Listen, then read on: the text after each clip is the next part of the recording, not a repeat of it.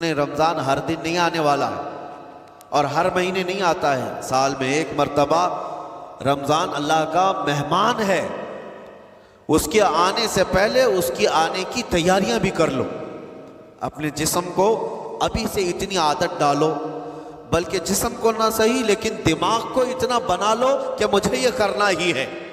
میں آپ کو اس لیے بھی ایکٹیو کر رہا ہوں کہ اپنے آپ کو اتنا پابند کر لو کہ رمضان آنے والا ہے اور اس میں عبادتیں زیادہ ہوں گی۔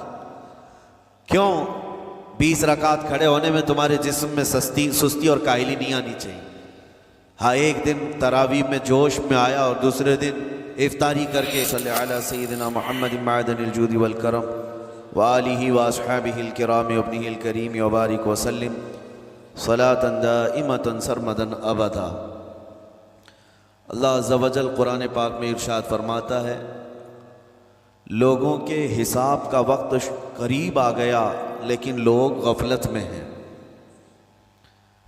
یہ 17ویں پارے کی شروع کی آیت ہے۔ اللہ تعالیٰ یوں فرماتا، اقترب للناس حسابہم، لوگوں کے حساب کا وقت قریب آ چکا، وہم فی غفلت معرضون، اور وہ اترائے ہوئے غفلت میں پڑے ہوئے ہیں، منہ پھیرے ہوئے ہیں۔ لوگوں کو اس بات کا اندازہ ہی نہیں کہ حساب کا دن کتنا سخت ہونے والا ہے۔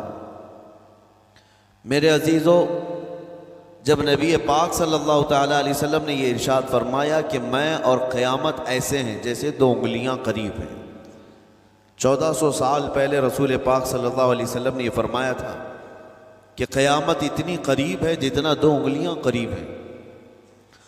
اور اب کے زمانے میں تو قیامت کے سلسلے میں جو حضور پاک صلی اللہ تعالیٰ علیہ وسلم نے نشانیاں بتائی تھی وہ تقریباً پوری ہو گئیں، بڑی نشانیوں کو چھوڑ کر۔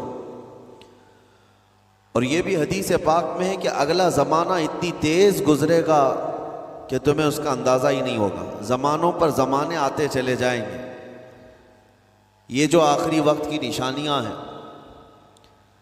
میں صرف مختصر سا ایک پیغام دوں گا۔ شعبان کا مہینہ ہے، یہ رسول پاک صلی اللہ تعالیٰ علیہ وسلم کا مہینہ ہے، اور رمضان کے بعد سب سے زیادہ حضور پاک صلی اللہ تعالیٰ علیہ وسلم کو روزے کی حالت میں کسی مہینے میں دیکھا گیا تو شعبان کا مہینہ فرمایا گیا۔ کبھی کبھار پورے شعبان کا مہینہ حضور صلی اللہ علیہ وسلم روزے سے رہتے، اور یہ ارشاد فرماتے کہ یہ مہینہ ایسا ہے جس میں سارے لوگوں کے اعمال اللہ کے حضور جاتے ہیں، پیش کیے جاتے ہیں، اور میرے آقا فرماتے ہیں اس حال میں میرے اعمال پیش کیے جائیں اللہ کی بارگاہ میں کہ میں روزے کے عالم میں ہوں۔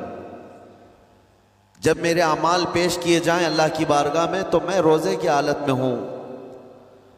تو یہ شعبان کا مہینہ جو اب رمضان المبارک کے قریب کر رہا ہے، لیکن بعض بزرگوں نے یہ بھی فرمایا شعبان میں موتیں بھی کثرت سے ہوتی ہیں۔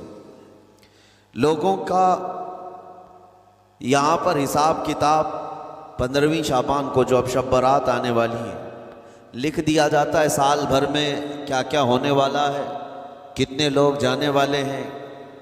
کئی لوگوں کی کتابیں بند کر دی جاتی ہیں۔ حدیث پاک میں یہ بھی ہے کہ فیصلہ اللہ تعالیٰ فرشتوں کے حوالے فرما رہا ہوگا، حالانکہ جب ہم ماں کے پیٹ میں تھے تبھی لکھ دیا گیا ہے کہ کتنی عمر ہے، لیکن فرشتوں کو جو ٹرانسفر کیا جاتا ہے سال میں ایک مرتبہ، اگلے سال ان کا کیا کیا ہونا ہے۔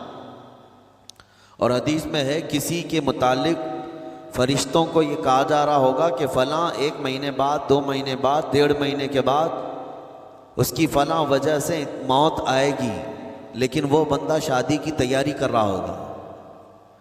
وہ بندہ جس کے موت کا آرڈر جاری ہو چکا ہے، فرشتے لے چکے ہیں، وہ اپنے کاروبار کے اور اپنے گھر بار کے بنانے میں مصروف ہوگا، اسے اندازہ تک نہیں ہوگا کہ شعبان کے اس مہینے میں اس کی موت کا پروانہ نکل چکا ہے۔ اسی لیے میں عرض کر رہا ہوں قرآن کی آیت اقترب للناس حسابہم وہم فی غفلت معرضون۔ اللہ فرماتا ہے لوگوں کا حساب بہت قریب آ چکا جبکہ وہ غفلت میں پڑے ہوئے ہیں۔ اب جس زمانے میں آپ زندگی گزار رہے ہیں یہ اتنی تیزی سے آپ کے اوپر سے گزر جائے گا کہ آپ کو احساس تک نہ ہوگا۔ بلکہ ایک حدیث کا مفہوم یہ بھی ہے کہ جوان بوڑھے نظر آنے لگیں گے اور بچے جوان نظر آنے لگیں گے۔ وہ دور آئے آج، بچے تو ہمارے جوان ہو ہی چکے ہیں، جو 6 سال کے بچے ہیں، 5 سال کے بچے ہیں، جن کو حقیقت میں بچہ کہا جاتا تھا، اب کے زمانے میں وہ بچے ہی نہیں رہ گئے۔ 8 سال کے بچے وہ بچے ہی نہیں رہ گئے۔ ساری اسکولوں کے حالات ہمارے پاس آئے دن نئی نئی خبریں آتی ہیں۔ 3ری جماعت کا، 4تھی کلاس کا بچہ خطرناک قسم کے نشوں میں مبتلا ہے، جو بڑے بڑے جوان بھی نہیں کیا کرتے تھے۔ تو بچہ کہاں رہا؟ حضور پاک صلی اللہ تعالیٰ علیہ وسلم نے فرمایا تھا بچے جوان لگیں گے اور جوان بوڑھے ہیں۔ اور جوانوں کی حالت یہ ہے کہ سارے مزے اپنے بچپن میں اتنے کر لیے کہ جوانی میں طاقت ہی ختم ہو گئی۔ 25 سال کی عمر میں ایسے لگتے ہیں جیسے کہ بوڑھاپا آ گیا، کمزوریاں آ گئیں۔ 30 سال پہلے کے دور میں 40 سال کو بھی جوانی کہا جاتا تھا، اب کے دور میں 40 سال تو بڑھاپا ہو گیا۔ 30 سال کی عمر کے بعد آج کے نوجوانوں کے جواب دینے لگ جاتے ہیں۔ اس کی وجہ یہ ہے کہ بچپن میں اپنے آپ کو برباد کر لیا، بچپن میں اپنے آپ کو ختم کر لیا۔ تو جو بچپنا تھا اس کو جوانی میں بتا دیا، اور جو جوانی ہے وہ بڑھاپے میں۔ اور جو بوڑھے اصل بوڑھے ہیں، جن کو 60-70 سال کی عمر ملی ہوئی ہے، یہ اللہ تعالیٰ کی طرف سے ان کے لیے نعمت ہے۔ باقی قیامت کے قریب جو حالات ہیں وہ اس طرح کے۔ اور مزید میں آپ کو یہ بھی بتا دوں کہ زمانہ ترقی کرتے کرتے تمہیں ایسا سست اور کاہل بنا دے گا کہ تم کوئی کام کے لائق بھی نہیں رہ جائیں۔ بہت ساری چیزیں ہم سے رخصت ہو رہی ہیں، ہمیں اندازہ بھی نہیں۔ ابھی کل ہی میں ذکر کر رہا تھا، ابھی 10 سال پہلے، 20 سال پہلے جو چیزیں ہمارے آنکھوں کے سامنے موجود تھی وہ اب غائب ہو چکی ہیں۔ خالی وقت اسے ملے تو نشہ بھی یاد آ جائے، خالی وقت اسے ملے تو عورتوں کی طرف میلان بھی بڑھ جاتا ہے، خالی وقت اسے ملے تو اس کو دولت لٹانے اور عیاشی کرنے کی فکر بھی سوار ہونے لگتی ہے۔ اپنے آپ کو کسی چیز میں مصروف کر لے، اور سب سے بہترین مصروفیت کیا ہے؟ اللہ اور اس کے رسول کا ذکر پاک ہے۔ یہ سب سے بہترین مصروفیت ہے کہ تم نے اپنے آپ کو اس میں مصروف کر رکھا تو اللہ تعالیٰ دنیا کی تمام مصروفیتوں سے تمہیں آزاد کر دے گا، برائیوں سے آزاد کر دے گا۔ قرآن میں رب تعالیٰ فرماتا ہے وَقَالُوا حَسْبُنَا اللَّهُ وَنِعْمَ الْوَكِيلُ، جنہوں نے یہ کہا ہمارا رب ہمارے لیے کافی ہے، ہمارا اللہ ہمارے لیے کافی ہے، اور کیا ہی بہترین مددگار ہے، کیا ہی بہترین وکیل ہے جس نے یہ کہا۔ اللہ فرماتا ہے اس کے فوراً بعد آیت آئی فَانْقَلَبُوا بِنِعْمَةٍ مِّنَ اللَّهِ وَفَضْلٍ لَمْ يَمْسَسْهُمْ سُوءٌ، اللہ ان لوگوں کو اپنی خاص نعمتوں میں لے جائے گا، ایسی جگہ جہاں کوئی برائی انہیں چھو بھی نہ سکے گی۔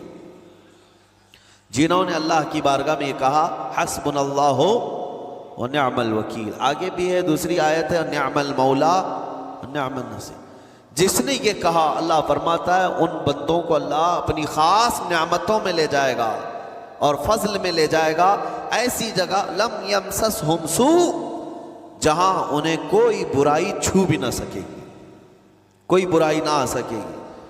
اسی لیے کثرت سے اپنے آپ کو مصروف رکھو۔ یہ جو محافل ہماری ہو رہی ہیں اللہ کرے کہ ہمیشہ قائم رہیں۔ ہم ہفتے میں ایک مرتبہ ذکر کی مجلس میں آتے ہیں اپنے دل کو اللہ تعالیٰ کی یاد سے معمور کرنے کے لیے۔ ویسے کھانا تو دن میں 3 مرتبہ اور کوئی تو 5 مرتبہ کھاتے ہیں۔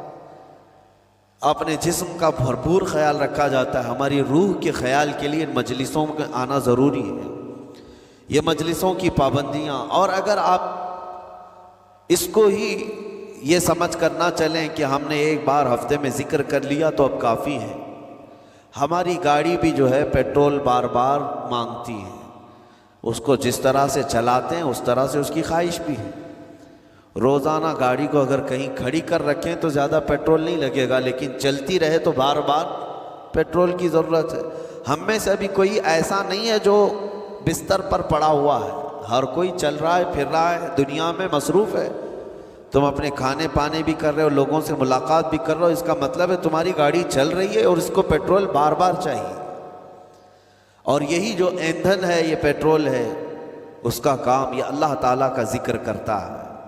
تمہارے جسم کو بیلنس رکھنے کے لیے، تمہاری فکروں کو بیلنس رکھنے کے لیے، تمہارے دماغ کو صحیح سلامت ایک نہج پر رکھنے کے لیے یہ ذکر کی محافل قوت دیتی ہیں۔ اگر اس ہفتے میں آپ نے ذکر کیا نہیں ہوا تو آپ اپنے ہی گھر پر سونے سے قبل بستر پر بیٹھ کر کیوں اللہ کا ذکر نہیں کر لیتے؟ 5 منٹ 10 منٹ اس مولا کو پکار کر کے سونے میں کیا حرج ہے؟ لوگ موبائل دیکھتے، گانے سنتے، فلمیں دیکھتے ہوئے سو جاتے ہیں، لیکن اللہ رب العزت کو یاد کر کے سونے والا، میرے عزیزو، قرآن میں مولا فرماتا ہے فَاذْكُرُونِي أَذْكُرْكُمْ، اس کا وعدہ ہے تم مجھے یاد کرو میں تمہیں یاد کروں گا۔ اور اس کی تفسیر میں اللہ تعالیٰ کے اس قول میں، اس فرمان کی تفسیر میں بزرگوں نے فرمایا اللہ کیسے یاد کرتا ہے بندے کو؟ اللہ بندے کو کیسے یاد کرتا ہے؟ جب تم اس کی یاد میں مصروف رہے، اپنے آپ کو بزی کر رکھا، اللہ تمہیں کیسی جگہ یاد کرتا ہے؟ فرماتے ہیں مفسرین کہ بندہ تو لوگوں میں اللہ کو یاد کیا، اور اللہ بندے کو فرشتوں میں یاد کرتا ہے۔ فرشتوں کے درمیان تمہارا ذکر ہونے لگتا ہے کہ فلاں کا بیٹا فلاں آج میرا ذکر کر رہا تھا۔ آج محفل ذکر سے جتنے نکلیں گے، اللہ کریم ہمارا ذکر فرشتوں میں ضرور فرمائے گا، فرشتوں میں ضرور ذکر ہوگا کہ فلاں بندہ آج ذکر میں مشغول تھا۔ اور پھر یہ بھی فرمایا بزرگوں نے، مفسرین نے، کہ اللہ تعالیٰ وہاں یاد کرتا ہے جہاں فرشتے ہوں، فرشتوں کی محفل میں تمہارا ذکر۔ اور اس کے علاوہ یہ بھی فرمایا گیا کہ تم دنیا میں زندگی میں اسے یاد کرتے تھے، اور وہ تمہیں مرنے کے بعد قبر میں یاد کرے گا۔ جب دنیا تمہیں چھوڑ دیتی ہے تب اللہ تعالیٰ تمہیں یاد فرماتا ہے۔ فَاذْكُرُونِي أَذْكُرْكُمْ کا مطلب یہ ہے وہ تمہیں یاد فرمائے گا، لیکن اس کے لیے کثرت سے تم اللہ کو یاد کرو، اللہ کو یاد کرو۔ تو بہرحال میرے عزیزو، قیامت کی نشانیاں جو ہم نے آج مختصر آپ کے سامنے رکھی، وہ بہت تیزی سے تمہارے سروں پر آ رہی ہیں، اور تمہارے ہاتھوں سے بہت سارے کام اب چھن جائیں گے۔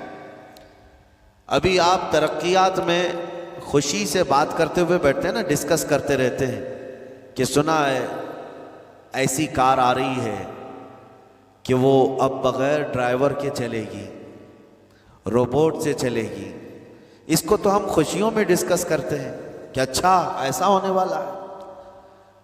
پہلے ایسا تھا کہ موبائل آپ بٹن کے دباتے تھے، کسی نے اگر خبر کر دیا کہ نہیں بعد میں صرف ٹچ کرنے سے آتا ہے تو آپ کہتے اچھا ایسا بھی آنے والا ہے۔ لیکن آپ کوئی کہے تو آپ کو کوئی تعجب نہیں، ٹچ اسکرین، کوئی تعجب کی بات نہیں، بنا ڈرائیور کے گاڑیاں آ جائیں گی۔ اس طرح ہوتے ہوتے نظام زندگی اس قدر بدل جائے گا، اس قدر بدل جائے گا۔ آج میری یہ بات نوٹ کر کے رکھ لیں، زندگی باقی رہی تو 10 سال بعد انشاءاللہ ہم ملاقات کریں گے، اگر اللہ نے زندگی باقی رکھی، اور اس کے بعد پھر ہماری یہ باتیں میچ کر کے دیکھیں کہ کیا کیا ہوا ہے اور کیا کیا دنیا بدل چکی۔ اسی لیے میں کوئی بھوشمانی نہیں کر رہا ہوں، اور نہ ہی کوئی جوتش بابا ہوں، طوطا لے کر جو بیٹھتا ہے، یا تمہارے ہاتھوں کی لکیریں دیکھ کر کے کوئی فیوچر بولنے والا نہیں۔ مصطفیٰ کریم صلی اللہ تعالیٰ علیہ وسلم کی احادیث سے جو قیامت کے قریب ہونے والے، رونما ہونے والے واقعات ہیں، میں ترجمانی کر رہا ہوں حضور کی حدیثوں کی، اس لیے کہ ہمیں پتہ ہے دنیا کے سارے سائنسدان جھوٹ بول سکتے ہیں، مدینے والے کی بات جھوٹ نہیں۔ میرے آقا صلی اللہ تعالیٰ علیہ وسلم کا فرمان جھوٹا نہیں ہو سکتا۔ اس لیے اگلا دور جو آ رہا ہے وہ بڑا سخت ترین ہے۔ اب آپ دیکھیں، محنت سے عاجز، ہر چیز سے محنت سے تمہیں نکال لینا ہے۔ میں نے تو لکھنے پڑھنے کی ایک مثال دی کہ تمہارے ہاتھوں سے قلم چلا جائے گا، تمہارے پاس سے کتابیں جو پرنٹ ہوتی تھی یہ بھی چلی جائیں گی، بس تم موبائل میں آڈیو کتابیں سنتے رہو، اور دور تو ایسا ہوگا کہ کچھ لکھنا بھی ہے وہ بھی ابھی آ ہی چکا ہے، وائس کمانڈ جو ہوتا ہے اس کو بولو وہ لکھ کر کے دے دے گا، تم اس میں موبائل میں جو بولو گے وہ ٹائپ بھی ہو جائے گا۔ تو جب آپ کے بولنے سے سب لکھ بھی جاتا ہے تو قلم اٹھانے کی ضرورت کیا ہے؟ قلم چھوٹ گیا تمہارے ہاتھ سے، یہ سب چیزیں چھوٹ جائیں۔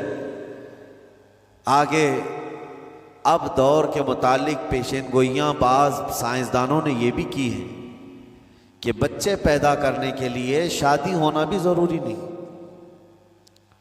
یہ دنیا کا پلان ہے، یہ میں فطرت خداوندی کو نہیں بتا رہا، اللہ کے قانون کے خلاف ہے، لیکن دنیا یہ بھی چاہتی ہے کہ شادی کی بھی ضرورت نہیں، بچے ہم لیب میں پیدا کریں گے، لیبارٹری کے اندر ماں کی جیسے رحم دانی ہوتی ہے، بچہ دانی، آرٹیفیشیل اس کو تیار کر کے اس کے اندر کسی مرد کے نطفے کو رکھ کر اس کو وہیں پروان دیا جائے گا، نہ کسی یہ شادی کی ضرورت ہے، نہ کوئی عقد، نہ کوئی ایگریمنٹ، کچھ نہیں، جس کو بچہ چاہیے وہ لیب سے خرید لے، ہر طرح کی چیزوں سے تمہیں عاری کر دیا جائے۔ ابھی تو بہت سارے لوگ سوال بھی کرتے ہیں ہم سے ٹیسٹ ٹیوب بیبی پر، ٹیسٹ ٹیوب بیبی کے متعلق، جس کو بچے نہیں ہو رہے ہیں، کیا وہ اس طرح سے ٹیسٹ ٹیوب بیبی سے جو آج ایک طریقہ کار ہے بچے پیدا کر سکتے ہیں یا نہیں؟ اس کے کئی طریقے ہیں سائنس میں کہ اسی مرد کا نطفہ اسی کی عورت میں رکھ کر کے اس کو پروان دیا جائے، اور بعض دوسرے طریقے کہ کسی دوسرے کا لا کر اس کی عورت میں رکھ دیا جائے، یہ تو سراسر حرام ہے، زنا ہے۔ لیکن ائمہ اکرام، فقہاء اکرام نے حلال رشتے کے اندر ہی مرد اور عورت جو شادی شدہ ہیں ان کو بھی اس طریقے سے بچہ حاصل کرنے کی اجازت نہیں تھی، وہ ناجائز ہے، ناجائز ہے۔ بچے دینا یہ اللہ کی شان ہے۔ حضرت ابو ہریرہ رضی اللہ تعالیٰ عنہ حضور صلی اللہ علیہ وسلم کی بارگاہ میں حاضر ہوئے، عرض کرتے ہیں عرب والے لوگ عزل کرتے ہیں یا رسول اللہ، یعنی بچے نہ ہونا نہیں چاہیے کسی کو، تو پریکاشن لیتے تھے وہ لوگ، اس کا طریقہ کار ان کا الگ تھا عربوں کا، وہ انزال نہیں کرتے، اس سے پہلے جدا ہوتے۔ حضرت ابو ہریرہ رضی اللہ تعالیٰ عنہ نے حضور کی بارگاہ میں پوچھا کہ ایسا کیا کرنا کیسا ہے؟ نبی پاک صلی اللہ تعالیٰ علیہ وسلم نے ارشاد فرمایا اگر رب تبارک و تعالیٰ چاہے تو بھی بچے عطا کرے گا، کوئی عزل کر لے الگ ہو جائے، اگر مولا کو دینا ہو تو اس حال میں بھی اللہ تعالیٰ بچے عطا کرے گا، جو مولا بغیر باپ کے عیسیٰ پیدا فرماتا ہو۔ تو بہرحال میں بات الگ نہ چلی جائے اس لیے عرض کر رہا ہوں کہ اگلے دور میں سارے کام کاج تمہارے ہاتھوں سے نکل جائیں گے، عاری کر دیا جائے گا اور تمہیں سست اور کاہل بنا دیا جائے گا، اور جب بندے کے پاس کوئی کام ہی باقی نہ رہے تو اس کا دماغ شیطانی بن جائے گا، اور شیطان اس کو ہانکتا رہے گا صبح سے شام تک، شام سے صبح تک۔ اور میں آپ کو بتا دوں دنیا یہ چاہتی ہے کہ رات کو دن بنا دے، یعنی کوئی رات کا تصور ہی نہ رہے، نہ اندھیرا ہے نہ ہی کوئی اس طرح کی تاریکی، بلکہ پورا ٹوٹل 24 آورز ایسا ہی اجالا دکھنا چاہیے، تمہاری نیندیں ختم ہو، کسی کے لیے بھی اندھیرا ہو گیا چلو سوئیں، یہ اللہ کے جتنے نظام ہیں اس سے یہ دنیا چھیڑ چھاڑ کرنے کی کوشش کر رہی ہے۔ یہ جو خفیہ طاقتیں ہیں دنیا کو جو چلا رہی ہیں، وہ فری میسن ہوں اور سیکریٹ تنظیمیں جو آج دنیا میں کام کر رہی ہیں، وہ قانون خداوندی سے چھیڑ چھاڑ کرنا ان کی فطرت ہے، عادت ہے۔ ہر چیز جو اللہ تعالیٰ کی بنائی ہوئی، پہاڑوں کو اپنی جگہ سے ہٹا دینا۔ عرب میں آج پتہ ہے آپ کو، سعودی میں سب سے زیادہ پہاڑ کاٹے جا رہے ہیں، پہاڑ اتنے کاٹتے ہیں، پورے کے پورے پہاڑوں کو انہوں نے زمین سے الگ کر دیا، اور وہاں پہاڑ کا وجود ہی نہیں۔ مکہ میں جا کر آپ دیکھ لیں، مدینے میں جا کر دیکھ لیں، 4 سال 5 سال کنٹینیو کئی مشینیں لگا کر کے پورے پہاڑ کو صاف کر دیں، پتھر کے پہاڑ۔ اصل میں یہ نظام قدرت ہے، پہاڑ یوں ہی نہیں بنائے اللہ نے زمین پر۔ والجبال اوتادا، یہ میخ بنا کر کے اس میں گاڑ دیے گئے تاکہ زمین ہلنے نہ پائے، زمین پانی پر ہے، اور جب پہاڑوں سے چھیڑ چھاڑ کیا جائے گا زمینوں میں زلزلے آئیں گے، ادھر سے ادھر زمین ہل جائے گی۔ اور تو اور انہوں نے اپنی ٹیکنالوجی کو بڑھاتے بڑھاتے قانون خداوندی میں چھیڑ چھاڑ کے لیے کیا نہیں کیا، انہوں نے جعلی اور آرٹیفیشل ارتھ کویک لانے کی کوششیں کی، مصنوعی زلزلے، مصنوعی بارش ہوتی نہیں، لیکن پورے کلاؤڈ کو جمع کر کے، بادلوں کو جمع کر کے ایک جگہ، اور پھر اس کو کیمیکل کے ذریعے سے پانی برسا دیا جائے۔ لوگوں کو لگتا ہے کہ ابر چھا گیا اور پانی آنے لگ گیا، یعنی بارش بھی مصنوعی برسائی جائے، ہوائیں بھی مصنوعی چلائی جائیں، پہاڑ بھی کاٹ دیے جائیں، جعلی زلزلے لائے جائیں۔ سونامی کو بھی لانے کی ترکیبیں ان لوگوں نے سوچی کہ زیر زمین جو لاوا ہوتا ہے اس کے اندر دھماکہ کر دیا جائے تاکہ پانی کی موجیں بے قابو ہو کر بہت زیادہ لہریں اٹھ جائیں اور دنیا میں تباہی مچائیں۔ بیماریاں اللہ کی طرف سے آتی ہیں، لیکن بیماریاں یہ لیب میں بنانے کی کوشش کرتے ہیں کہ وائرس بنائے جائے اور لوگوں کے درمیان چھوڑ دیے جائے، جس کو آج دنیا کی بڑی طاقتیں بایو ویپن کا کہتی ہیں، یعنی ہتھیار صرف گولہ بارود بندوق اور میزائل ہی نہیں ہے، ہتھیار یہ وائرس بھی ہیں، کیمیکل بھی ہے، دوائیوں کی شکل میں۔ یہ برسوں سے یہ تنظیمیں اس بات پر کام کر رہی ہیں، حتیٰ کہ یہ نظام قدرت کو، نظام خداوندی کو پورے اکثر بدلنے کے لیے انہوں نے مردوں کو عورت بنانا، عورتوں کو مرد بنانے کی بھی مہم چھیڑ رکھی ہے۔ ٹرانسجینڈر، ان سب کو خاص قانونی حق دیا جائے گا، اور مرضی سے آدمی اپنے جینڈر کو، اپنی جنس کو چینج کروا لے۔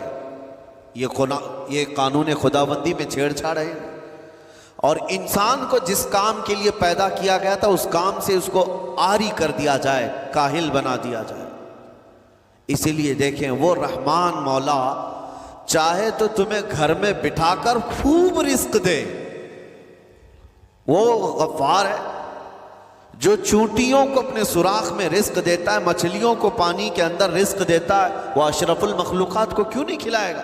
لیکن اس کا حکم یہ ہے، قُضِ اِذَا قُضِيَتِ الصَّلَاةُ فَانْتَشِرُوا فِي الْأَرْضِ، جب نماز پڑھ لو تو زمین میں پھیل جاؤ اور اللہ کا رزق ڈھونڈو۔ یہ نہیں کہ گھر میں بیٹھ کر کے تم پکارتے رہو رزق آ جا، رزق آ جا، رزق آ جا، یہ نہیں ہے۔ تمہیں کیوں؟ تم کاہل اور سست نہ بنو، تمہیں فرمائے گا ہاتھ پیر چلاؤ۔ نبی پاک صلی اللہ تعالیٰ علیہ وسلم نے ارشاد فرمایا، دنیا کا سب سے بہترین رزق وہ ہے جو اپنے ہاتھوں کی کمائی، محنت سے۔ اور حضور فرماتے ہیں اللہ کے نبی داؤد علیہ السلام لوہے کا کام کرتے اور خود اپنے ہاتھوں سے لوہے کو تپا کر کے نقش بناتے، اور لوہے کی زرہ جو جنگوں میں پہنی جاتی یہ بنا کر کے بیچتے تھے، اور اس کی آمدنی سے حضرت داؤد علیہ السلام اپنا گھر چلاتے تھے۔ حضرت ادریس علیہ السلام کپڑے سلتے تھے، درزی کا کام کرتے اور اپنا گھر چلاتے۔ حضرت ابراہیم علیہ السلام گھر بنانے کا کام کرتے رہے۔ اسی لیے نبی پاک صلی اللہ تعالیٰ علیہ وسلم نے فرمایا، اللہ کے سارے نبی اپنے ہاتھوں کی کمائی کھایا کرتے تھے، کوئی گھر بیٹھ کر کے نہیں۔ جو لوگوں کو آج یہ شوق ہے کہ بس کسی کو جائیداد میں کچھ پراپرٹی ملی تو کرائے پر چڑھا دو اور کرایہ کھاتے رہو، کیوں محنت کرنا ہے؟ کوئی کام کیوں کرنا ہے؟ میں یہ نہیں کہتا کہ کرایہ مت کھاؤ، کھاؤ کرایہ، لیکن اپنے جسم کو ایسا کاہل اور سست بناؤ گے تو یہ شیطان کی آماجگاہ بن جائے گا دماغ، اور اتنے گناہ کرنے لگ جاؤ گے کہ تمہارے کنٹرول میں نہیں رہے گا۔ تم اس کو جتنا خالی اور سست چھوڑو گے، یا آلریڈی جو سائنسدانوں نے چوہوں پر ایکسپیریمنٹ کر کے جو دیکھا، اکثر ایسا ہوتا ہے کہ چوہوں پر جو تجربہ کیا جاتا ہے انسان کے فطرت سے بہت زیادہ میل کھاتا ہے، چوہوں کی طبیعت. اسی لیے آپریشن تھیٹر میں بھی سکھانے کے لیے چوہے اور مینڈک کا استعمال ہوتا ہے. دوائیاں بھی جو سب سے پہلے بنتی ہیں وہ چوہوں کو کھلا کر دیکھی جاتی ہیں. انسان کی طبیعت زیادہ اس سے میل کھاتی ہے. تو جو چوہوں کو ساری سہولیات دے دی گئی تھی تو وہ آپس میں شہوت میں مبتلا ہو گئے اور ایک دوسرے کا قتل کرنے لگے. یہی حال انسانوں کا بھی ہوگا. جب ان کو ساری سہولیات ایک جگہ مل جائیں گی تو یہ ایک دوسرے کا قتل شروع کر دیں گے. یہ کثرت سے گناہ کرنے لگیں گے اور ایک دوسرے کا قتل کریں گے. اسی لیے آپ کو میں جو بات کہہ رہا تھا وہ ادھوری رہ گئی. وہ رب تبارک و تعالیٰ چاہے تو گھر بیٹھا کر تمہیں کھلائے، لیکن آپ مجھے یہ بتاؤ، یہ جو مسجد میں بلاتا ہے تمہیں رب تعالیٰ 5 وقت، فجر میں، ظہر میں، عصر میں، مغرب میں، عشاء میں، اور ہر ایک میں تمہیں اپنی پیشانی زمین پر رکھنی ہے. ہاں، ایک مخصوص طریقہ ہے. کیوں؟ اللہ کریم کیا تمہارے ان اعمال کا محتاج ہے؟ محتاج ہے رب تعالیٰ کہ تم جتنے سجدے کرو گے اس کا پاور بڑھے گا، اس کی طاقت بڑھے گی، تمہاری عبادتوں سے اس کے خزانے بڑھیں گے؟ کچھ نہیں ہونا ہے. وہ بے نیاز ہے. اللہ الصمد، وہ بے نیاز ہے. لیکن تمہیں یہ جو پریکٹس کرائی جاتی وہ اسی لیے کہ تم سست اور کاہل نہ بنو. کسی گاڑی کو زیادہ دن گیریج میں رکھ دیا جائے، چاہے وہ نئی کیوں نہ ہو، زنگ لگ جاتا ہے اور اس کے بعد پھر اس کے اندر خرابیاں شروع ہو جاتی. انسان اپنے آپ کو اسی طرح کاہل رکھ دے، سست رکھ دے، تو پھر اس کے اندر بھی عجب عجب قسم کی بیماریاں، وہ گناہوں کی بیماریاں بھی شروع ہوتی ہیں اور جسمانی بیماریاں بھی شروع ہوتی ہیں. اسی لیے تمہیں 5 وقت یہ پریکٹس بھی کرائی جاتی ہے کہ نمازیں پڑھتے رہو، اپنے آپ کو بزی رکھو. تم بار بار پیشانی زمین پر جھکاؤ اور اٹھاؤ، جھکاؤ اٹھاؤ. یہ پریکٹس اسی لیے کرائی جاتی ہے کہ تمہارا جسم سست اور کاہل نہ رہے. اللہ کریم بندوں کے تمام مصالح اور ان تمام حاجتوں کو بہتر جانتا ہے کہ بندہ کس میں بہتر ترقی کر سکتا ہے. اسی لیے میرے عزیزو، اپنے آپ کو خالی مت چھوڑو، اپنے آپ کو خالی مت چھوڑو. اور وقت ہمارے پاس اتنا کم ہے کہ حساب دینے کے وقت ہمیں سب کو پتہ چل جائے گا قیامت کے دن. یہ بھی روایت میں ملتا ہے کہ بندہ یہ یاد کرے گا کہ میرے پاس اتنا وقت تھا، کاش میں کچھ نہ کرتا، تسبیح لے کر بیٹھا ہوتا، کاش میں کچھ نہ کرتا، دعائیں کر رہا ہوتا، تو اللہ تبارک و تعالیٰ اس کا بدلہ مجھے قیامت میں عطا کرتا. لیکن جنہوں نے اپنے اوقات کو یہاں پر خالی گنوا دیے، فضول میں برباد کیے، وہ بہت پچھتاوے میں ہوں گے، بہت پچھتاوے میں ہوں گے. جتنا وقت اپنے پاس باقی ہے اس کو مصروف کر دو، اس کو مصروف کر دو. اللہ کریم ہم سب کو گزرے ہوئے تمام برائیوں کے کفارہ ادا کرنے کی توفیق عطا فرمائے. رب تبارک و تعالیٰ ہمیں سستی اور کاہلی سے محفوظ فرمائے. میں آپ کو اس لیے بھی ایکٹیو کر رہا ہوں کہ اپنے آپ کو اتنا پابند کر لو کہ رمضان آنے والا ہے اور اس میں عبادتیں زیادہ ہوں گی. کیوں؟ 20 رکعت کھڑے ہونے میں تمہارے جسم میں سستی اور کاہلی نہیں آنی چاہیے. ہاں، ایک دن تراویح میں جوش میں آیا اور دوسرے دن افطاری کر کے خراٹے لینے لگ گیا، کھا کر کے پورا سو گیا، اور اس کے بعد پھر پتہ چلا سیدھے شب قدر میں آیا. تو رمضان المبارک کو بھی جن لوگوں نے ایسا برباد کیا وہ پچھتاتے رہ جائیں گے. اور کچھ نہیں، رمضان ہر دن نہیں آنے والا اور ہر مہینے نہیں آتا ہے، سال میں ایک مرتبہ رمضان اللہ کا مہمان ہے. اس کے آنے سے پہلے اس کی آنے کی تیاریاں بھی کر لو. اپنے جسم کو ابھی سے اتنی عادت ڈالو، بلکہ جسم کو نہ صحیح لیکن دماغ کو اتنا بنا لو کہ مجھے یہ کرنا ہی ہے. یہ رمضان آئے گا تو میں ختم قرآن ضرور کروں گا، یہ رمضان آئے گا تو تراویح کی 1 رکعت بھی میری مس نہیں ہوگی، یہ رمضان آئے گا تو پورا قرآن میں تراویح میں ضرور سنوں گا، یہ رمضان آئے گا پورے رمضان میں ہر دن میں نبی پاک صلی اللہ علیہ وسلم پر 100 بار درود ضرور پڑھوں گا. یہ عہد ہوتے ہیں، یہ رمضان کی تیاریوں کے طریقے ہوتے ہیں.